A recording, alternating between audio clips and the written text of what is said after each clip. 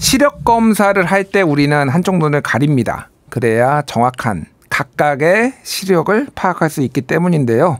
세상 일을 한쪽 눈을 가린 채 바라보면 어떻게 될까요? 아마도 절반의 세상만 정확히 바라볼 수 있겠죠. 어쩌면 사회의 많은 문제가 그렇게 한쪽 눈을 가린 채 바라봐서 생기는 것은 아닐까 싶습니다. 자, 오늘은 두 눈을 부릅뜨고 부리부리하게 얘기해 주실 두 분 모셨습니다. 변상옥대 기자 그리고 김복희 시인 두 분 오셨어요. 안녕하세요. 네, 안녕하십니까. 안녕하세요. 예, 부리부리 잘 뜨고 계신가요? 예, 오늘 이제 올림픽 얘기와 그리고 무더위 얘기를 좀 콜라보레이션 결합을 해봤습니다. 잘 매끄럽게 될지는 좀 봐야 될 것 같은데 어쨌든 왜 그러냐면은 파리 올림픽 이제 얼마 안 남았잖아요. 네. 파리 올림픽이 노 에어컨으로 이제 시작을 했어요. 그래서 소위 말해서 친환경 이제 올림픽이 이제 됐는데 자 이게 이제 130년 올림픽 역사상 최고의 친환경 대회를 목표로 이제 삼았다라고 해요. 네. 이게 친환경 올림픽이란 게 도대체 뭔가요, 이게? 설명해 주세요. 설명해 주세요. 비닐봉지 안 쓰면 친환경인가요? 그렇죠. 거대한 행사를 치르다 보면은 엄청난 탄소 배출량이 나온다. 그걸 줄여야 된다. 더군다나 기후 위기라고 서로 입으로 얘기하고 유럽 의회에서도 논의를 하면서 엄청난 탄소 배출을 저지르면서 큰 대회를 치르는 게 말이 되냐 반성하자라고 하는 얘기가 어디에서 맨 처음에 나왔냐면 카타르 월드컵에서 맨 처음에 나왔어요.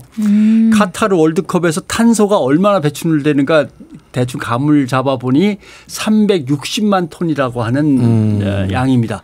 360만 톤이면 쉽게 얘기하면 어느 적당히 작은 나라가 1년 내내 내놓는 양이에요. 그래요? 그게 한 달 좀 안 되는 기간에 체육대회에 다 나오는 거죠. 예. 사실 이것도 뻥이에요. 월드컵을 여는 기간에 나온 것만 그렇죠. 준비하는 기간이 아니라 아니 뭐 그거에 그 포함해서 월드컵 때문에 생긴 탄소량을 잰다면 그렇게 되는 거죠. 제일 많이 나온 게 정확하지 않은데 항공편입니다. 그걸 구경하러 가는 사람들에 의해서 늘어난 비행기 편수를 세보면 그 편수에 의한 항공편에서의 탄소 배출이 전체의 50%를 차지한다는 설도 있고 아니다 70% 정도 된다는 설도 있고 왜냐하면은 이게 꼭 월드컵 때문에 지금 탔는지 안 탔는지 헤아리기가 참 어렵잖아요. 특별 전세기들은 금방 표가 나는데 일반 민간 항공에서는 그다음에 숙박시설 새로 지어야 되잖아. 선수촌 지어야 되고 뭐 모자라는 호텔들 지어야 되고 그러니까 건물을 짓는 데 들어가는 철강과 시멘트와 모든 운반 차량들 자재 운반 차량들을 계산을 대충 뽑아보면 엄청난 거고 경기장을 짓거나 경기장 주변에 또 기반 시설을 만들어야 되니까 이렇게 저렇게 그렇게 하고 이제 이 컵에 이제 일회용 컵이라든가 뭐 이런 게 이제 조금 들어가는 거죠. 그런 것들은 좀 미미하긴 합니다만 그래도 그런 것까지 하면은 엄청난 플라스틱과 그다음에 탄소 소비가 있다라고 그러니까 해서 파리 올림픽은 이번에 33회 파리 올림픽은 그거를 줄여보자는 거예요. 그러면 그 정도 갖고는 우리는 뭐 생색도 안 나니까 우리는 엄청나게 더 해보겠다. 첫째 경기장을 안 지으면 될 거 아니냐. 경기장을요? 경기장을 새로 안 짓겠다.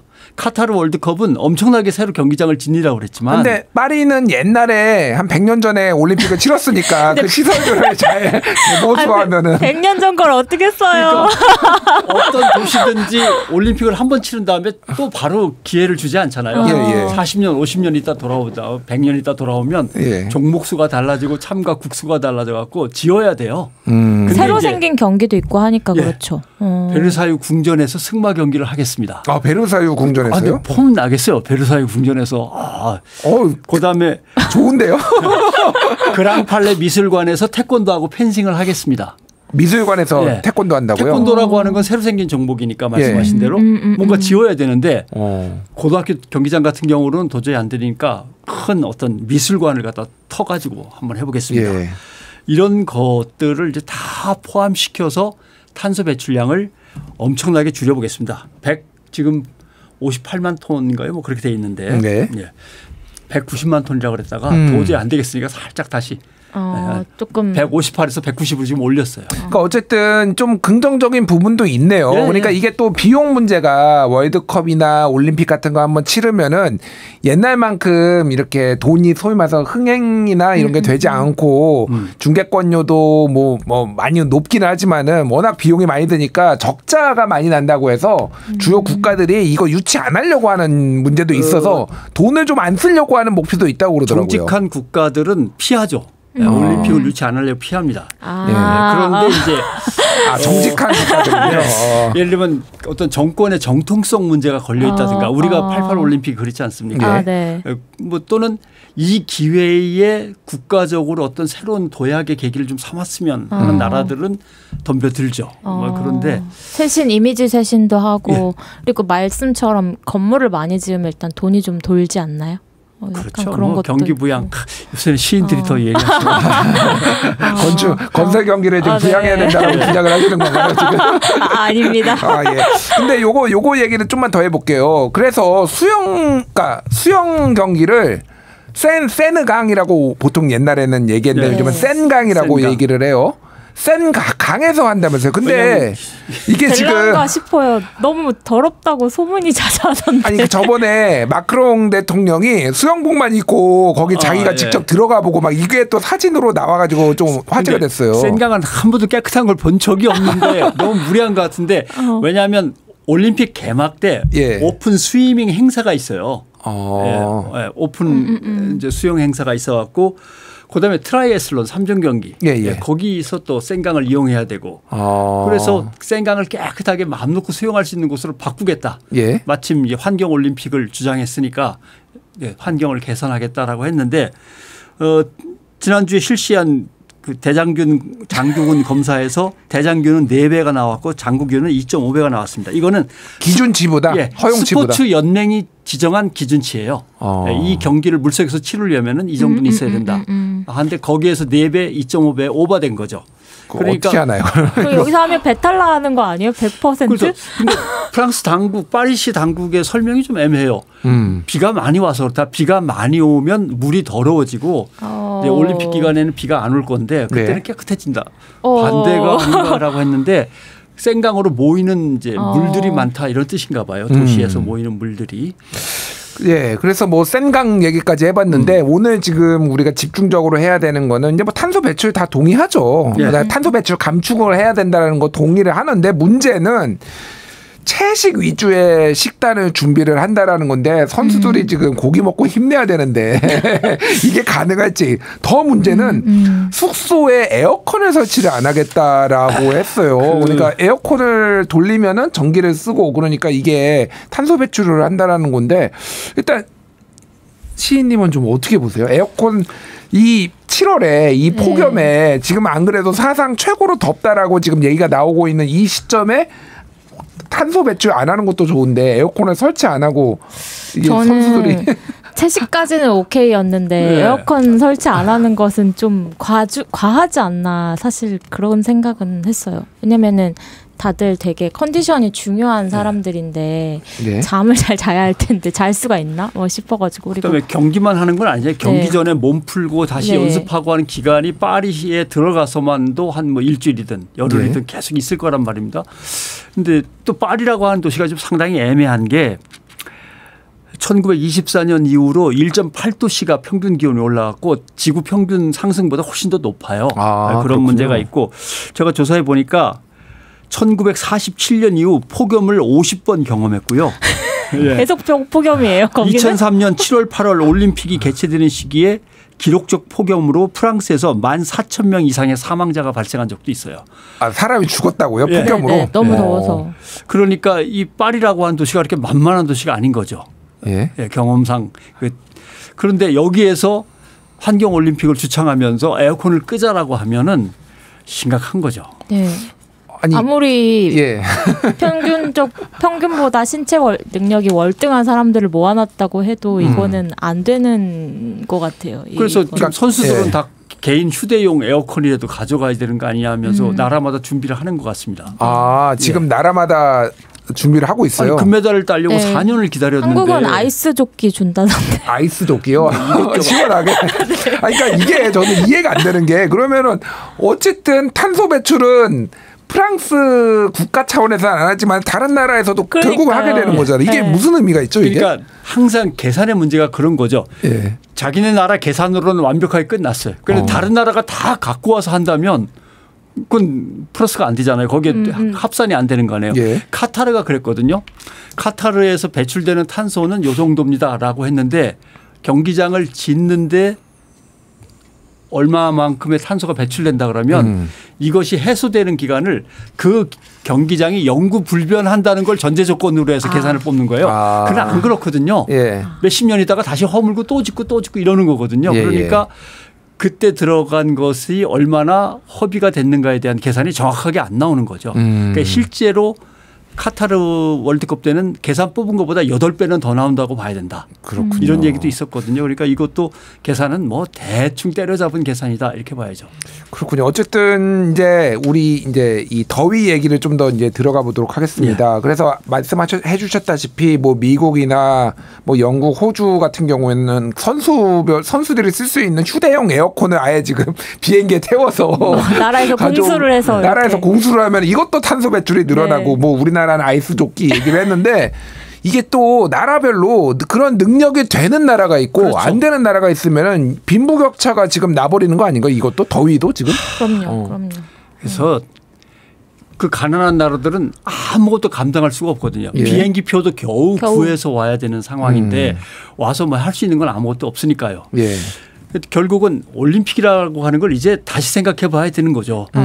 쿠베르탕 남자께는 대단히 죄송하지만 예. 그 취지는 충분히 이해하지만 비행기를 타고 전 세계에서 한 곳으로 모여가지고 엄청난 대회를 치르려면 불가능한 거죠. 그러니까 결국은 산과 숲을 깎을 수밖에 없어요. 기반 시설을 마련하려면. 맞아요. 평창도 가리왕산 깎은 다음에 그렇죠. 이제 복구가 안 됐잖아요. 인프라 마련하느라고 숲을 다 깎았고 습지가 골프장으로 바뀐 경우도 많았고 곰들이 살던 서식지가 사라진 케이스도 캐나다. 있었고. 그래서 결국은 작은 도시에서 작은 규모로 종목마다 따로따로 치르는 게 맞지. 맞아요. 태권도 대회, 산악 요새는 이렇게 또 하고. 각 종목별 선수권 대회 같은 게 크거든요. 세계 선수권 그 대회. 정도면 됐지. 뭐 다 모여서. 이렇게까지 큰 대회를 이제 하는 건 시대 정신에 어긋나는 거 그런 아닌가 것 같습니다. 이런 생각이 네, 들어요. 예, 더위 얘기를 좀 더 해보고 했습니다. 그래서 이제 더위는 불평등한 재난이라는 얘기가 있고, 오히려 추위보다 더위가 더 불평등하다 이런 얘기도 하더라고요. 예. 이거는 어떻게 좀 해석을 해야 될까요? 일단 추위는 뭐 덮어쓰고 어떻게든 막을 수가 있지만 더위는 어느 정도 뭐 갈 데가 없잖아요. 예. 막판에. 그래서 더위가 훨씬 더 위험하다라고 하는 것이고 그다음에 인구로 봐서도 더운 쪽에 많이 가난한 사람들이 모여 사는 경우가 많기 때문에 아무래도 지구상 전체로 보면은 더위의 피해가 훨씬 더 심하다고 볼 수 있는 거죠. 에너지 빈곤층 중에서 추위와 더위를 나눠볼 때 더위 쪽이 오히려 심한 거죠. 그리고 열은 사라지지 않는데요. 그냥 딴 데로 계속 이동한다는 거죠. 그래서 모두에게 닿는다는 게 열의 법칙이래요. 예. 연력학 법칙인가요? 제가 잘 몰라서. 네. 저도 오기 전에 찾아봤습니다. 그렇군요. 그렇겠네요. 그러니까 이게 지금 우리나라도 여름에 폭염으로 돌아가시는 분들이 이제 있고 특히 이제 쪽방촌이라고 얘기를 하죠. 냉방 시설이 이제 에어컨이 없는 데 같은 경우에는 아무리 이제 뭐 선풍기를 튼다고 하더라도 이게 실내 온도가 빠지지가 않아서 거의 뭐 40도에서 뭐 50도 가까이 뭐 오르는 집도 있고 뭐 그렇다라는 건데 이게 좀 빈부격차 얘기를 좀 해보죠. 뭐 이런 피해 사례라든지 그런 게 있을까요, 좀? 이게 뭐 여러 가지 사례들이 엄청나게 나오는데 보면은 피해 사례는 한없이 많지만 이런 얘기들이 나오고 있어요. 기후 위기는 이제 GDP 총 생산으로 따지는 게 아니라 국민 총 행복량으로 따져야만 해결이 가능하다. 도대체 얼마나 경제가 발전했느냐라고 하면 GDP가 높아지면 발전했다라고 하는데 실제로 그것이 사람들한테 골고루 돌아가지 않고 거기에서 발생하는 탄소 발생 같은 위험 요인이 사람들한테도 역시 골고루 돌아가는 게 아니라 힘없이 가난한 사람들한테만 집중되니까 이거는 행복량으로 따져서는 이건 증가가 아니다. 발전이 아니다. 그런 식으로 우리의 시선을 바꾸지 않으면 해결하기는 어렵다. 뭐 죽어나가는 사람들은 엄청나게 많으니까요. 그런 문제들이 이제 제기가 되는 거죠. 시인님께서는 뭐 이 문학계에서나 이런 뭐 불평등의 문제를 또 종종 다루잖아요. 제가 뭐 과문해서인지 모르지만 폭염으로 뭐 불평등까지는 제가 문학 작품을 보지는 못한 것 같은데 어떤가요? 저도 최근에 본 거가 딱 떠오르는 건 사실은 없는데 사실 그런 작품은 본 적 있어요. 그러니까 너무 더워져서 빙하가 다 녹아서 물의 도시가 되는 거죠.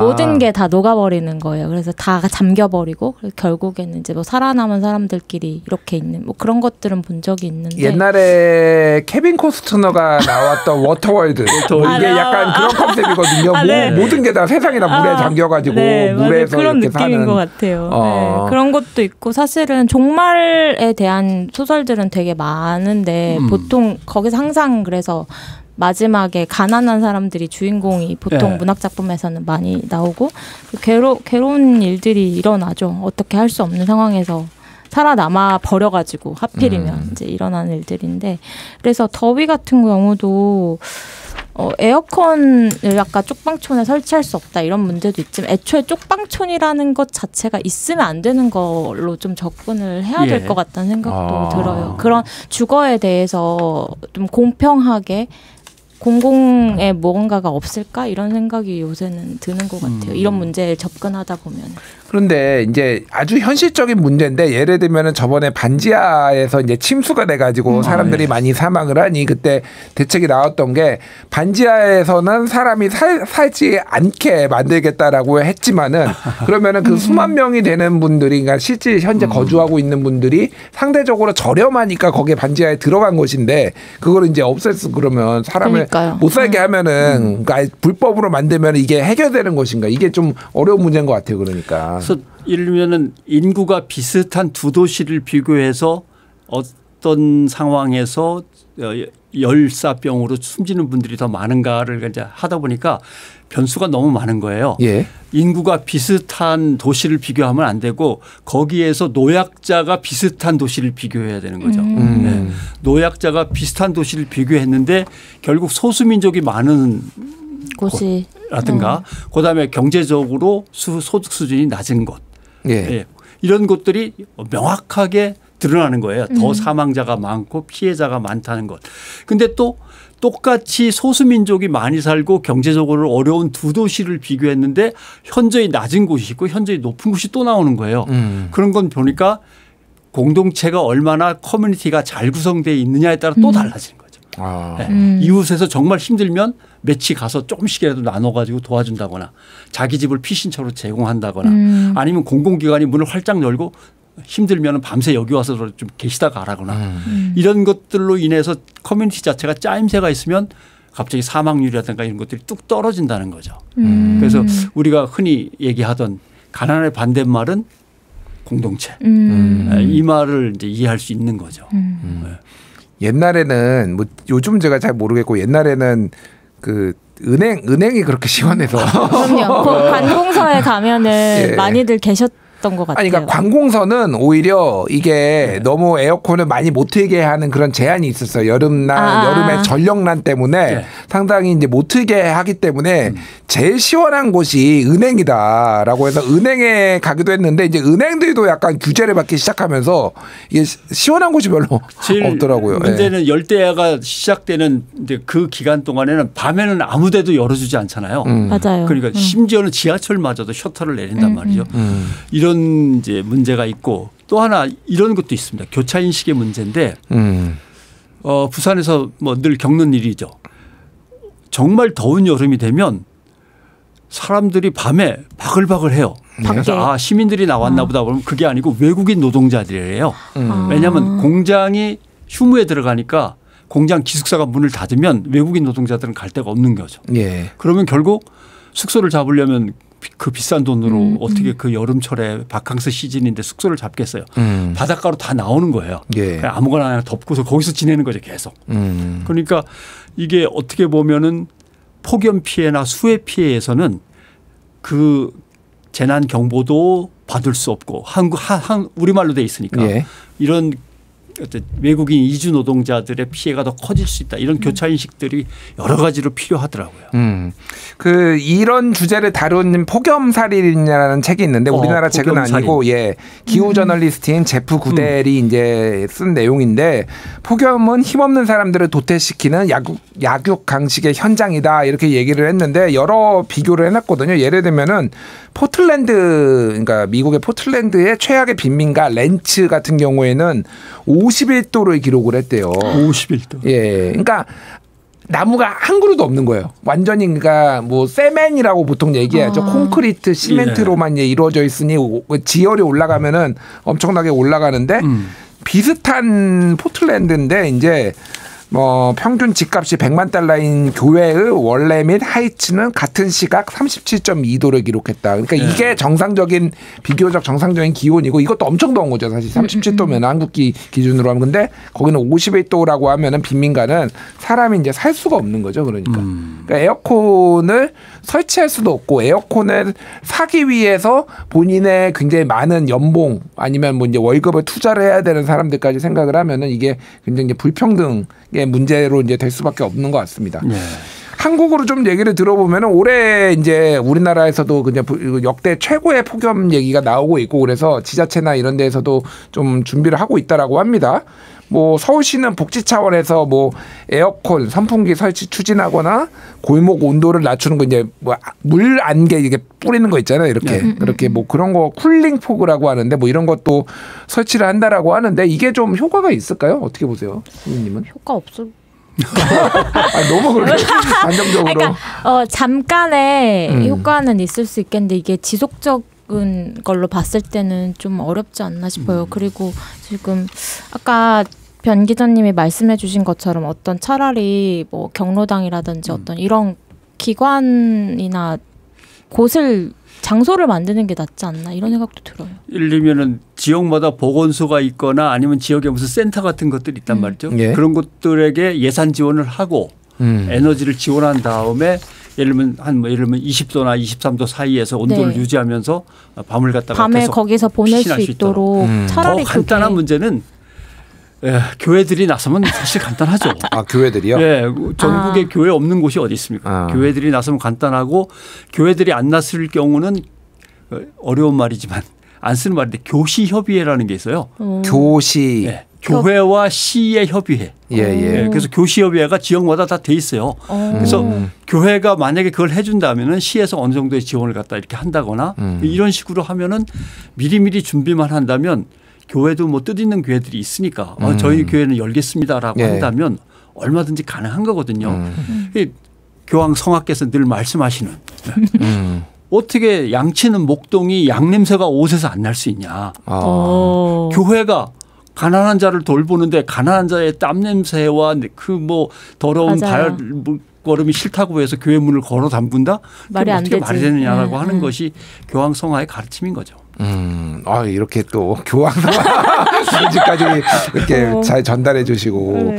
그러니까 사실 이게 앞으로는 더 심각해질 거잖아요. 이게. 그러니까 좀 이제 근본적인 대책이 사실은 하나는 탄소 배출을 줄이기 위해서 노력을 해야 되는 축도 있는 것 같고 그리고 하나는 폭염을 피할 수가 없다라고 하면은 폭염을 피할 수 있는 한시적인 대책도 좀 필요한 것 같고 또 어떤 게 좀 있을까요? 시인님 일단 저는 좀 기업 차원에서 탄소 배출 줄이는 방향으로 좀 만들어야 될 것 같아요. 한 개개인이 미미하게 하는 것으로는 사실 양이 안 될 것 같고 기업이 나서서 하고 그러면 정부에서 그런 물건을 만드는 기업 등한테 지원을 더 해주고 이런 세금을 줄여준다든지 이런 게 맞는 것 같아요. 사실 빨대 가지고 해결할 수 있는 문제는 지금 아니거든요. 빨대는 물론 도움은 됩니다. 할 수 있는 모든 걸 다 동원해야 되지만 그 이번에 파리올림픽 얘기가 맨 처음에 시작됐지만 거기서도 그 성화봉이라고 그러나요? 성화봉 관리 쓰는 그걸 갖다가 저탄소 강철로 만든다는 거예요. 그런 방법이 있는 모양이죠. 그래서 모든 프랑스 파리에서의 올림픽에 들어가는 철강은 다 이 회사의 저탄소 철강을 많이 쓰겠다. 근데 그 회사가 지금 얘기하신 대로 그 기업이 철강 기업이 약속해 놓은 곳에 3분의 1밖에 안 지켰더라고요. 탄소 배출 줄이겠다는 약속에서. 그래갖고 지금 막 비난받고 있어요.